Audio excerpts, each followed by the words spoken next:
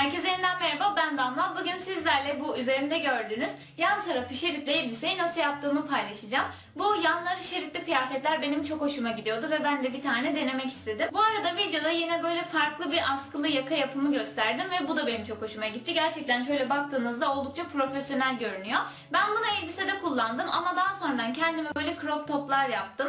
Hatta size de şöyle göstereyim. Bunları zaten her yerde satıldığını görmüşsünüzdür. Çok fazla kullanılıyor ve gerçekten çok kurtarıcı parçalar olduğunu düşünüyorum. Yani şöyle ikisini toplamda yarım saatte bile yapmamışımdır. Gerçekten çok basit oluyor bu yakayı gördükten sonra. Benim bir parçada gösterdiğim tekniği istediğiniz kadar farklı kıyafetlerde uygulayabilirsiniz. Bunu anlatmaya çalışıyorum. Şimdi isterseniz hemen nasıl yapıldığına geçelim. Eğer videom hoşunuza giderse beğen butonuna basmayı ve videoların devamını görmek isterseniz kanalıma abone olmayı unutmayın. Kendinize çok iyi bakın. Elbisem için 1 metre ribana kumaş kullanacağım. Bu kumaşın olukları çok geniş ama çok ince ve yumuşacık, yani yazlık bir ribana kumaş. Bunun yerine esnek herhangi bir kumaş da kullanabilirsiniz bu elbise için. Ama bu tarz tok kumaşlarda, yani ribana gibi örülmüş kumaşlarda çok güzel duruyor bu elbise. Hem vücudu da toparlıyor. Öncelikle kumaşımı tek yöne doğru 4'e katlıyorum ve kalıp için bir tişörtümü kullanacağım. Burada nasıl bir kıyafet kullandığınızın pek de önemi yok aslında. Tişörtümü 2'ye katlıyorum ve kumaşımın kat yerine yerleştiriyorum. Yan tarafına bir şerit detayı yapacağım için yapmayı düşündüğüm kalınlığı içeriye doğru katlıyorum. Ve daha sonra tişörtümün kol altından yakasına kadar da katlıyorum. Çünkü halter kesim yapacağız. Elbisemi istediğim uzunluğu boyundan itibaren ölçerek kumaşımı kesiyorum. Daha sonra tişörtümün kenarlarından da pay bırakarak kesiyorum.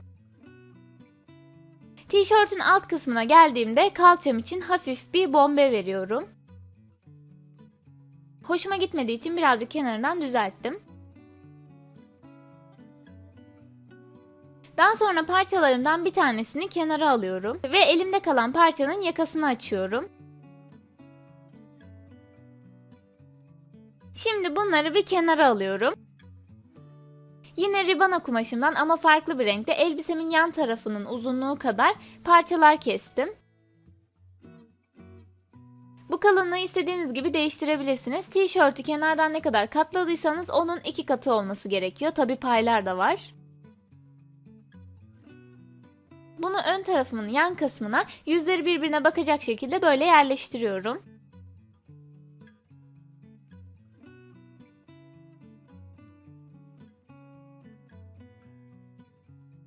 Daha sonra bu kenarlardan dikeceğim. Diktikten sonra bu şekilde görünüyor. Üst ve alttaki fazlalıkları kesiyorum.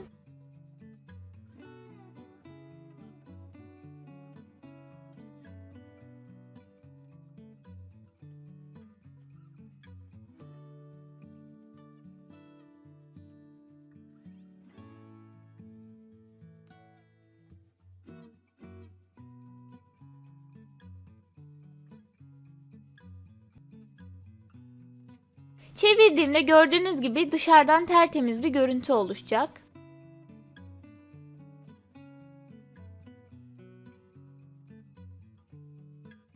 Daha sonra arka parçamı da bu parçanın üzerine yerleştiriyorum ve yine aynı şekilde kenarlardan dikiyorum. Yüzleri yine birbirine bakıyor tabii ki.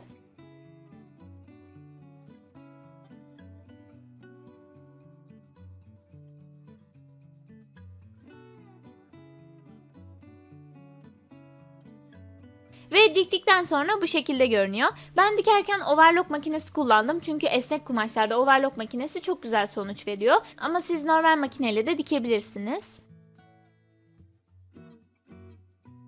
Böylece elbisemin yan taraflarını şeritli hale getirdik. Bu tekniği her şeyde kullanabilirsiniz. Sadece bir tık küçük kesmeniz ve kenarına da bir şerit geçmeniz yeterli. Bununla çok güzel etekler, pantolonlar yapabilirsiniz. Şimdi sıra geldi yakasını ve askılarını yapmaya. Her askılı kıyafet diktiğimde farklı bir yöntem göstermeye dikkat ediyorum ve yine farklı bir yöntem göstereceğim. Öncelikle elbisemin kol oyuntusunu ölçüyorum. Daha sonra bu kol oyuntusundan daha ufak olacak şekilde yine ribana kumaşımdan parçalar kestim. Bu kol biyesi olacak, kalınlığını değiştirebilirsiniz. Peki ne kadar küçük olacak diye sorarsanız yaklaşık %70'i kadar bizim işimizi görecektir. Bunu ölçtüğünüz uzunluğu 0,7 ile çarparak da bulabilirsiniz. Yakada, kol altında, yuvarlak kısımlarda ben bu ölçüyü gerçekten çok kullanıyorum ve çok güzel oluyor.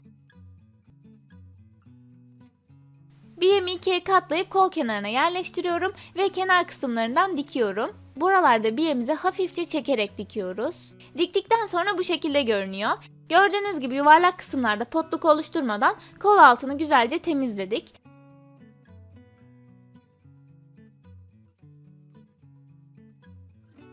Şimdi sıra yakayı yapmakta. Yakayla beraber ben askıları da yapacağım. Yani aslında yakamız hem de askımız olacak.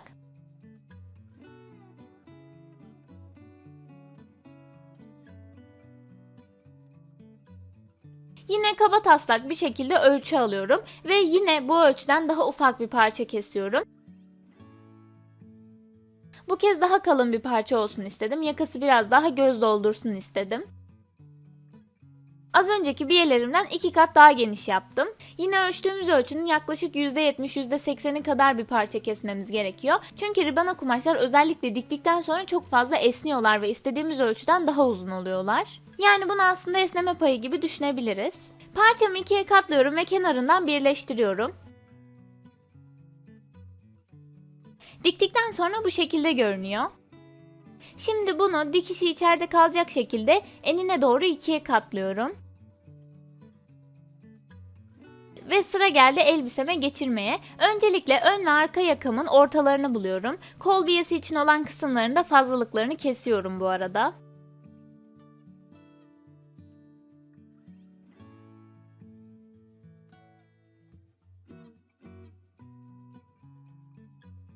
Ve yaka parçamın da ortasını buluyorum. Zaten diğer tarafta dikiş olduğu için direkt karşılıklı gelecekler.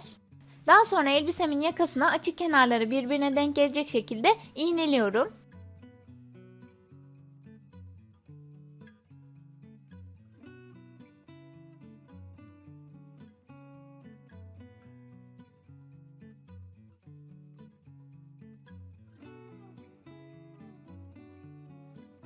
Ve burayı çepeçevre dikeceğim. Hem elbiseyle birleştirmiş olacağım hem de açıkta kalan kısımlarında iki kenarına dikmiş olacağım. Oralar benim askılarım olacak.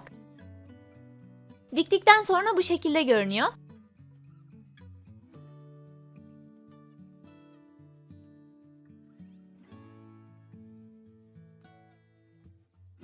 Şimdi sıra geldi overlock dikişini içeriye saklamaya.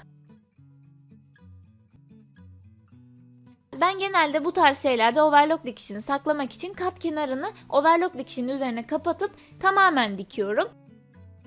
Ama bu sefer inceltmek istemedim ve sadece askı olan kenarlarda, yani açık olan kenarlarda overlock dikişini içeriye doğru katladım ve düz dikişle diktim. Diktikten sonra bu şekilde görünüyor.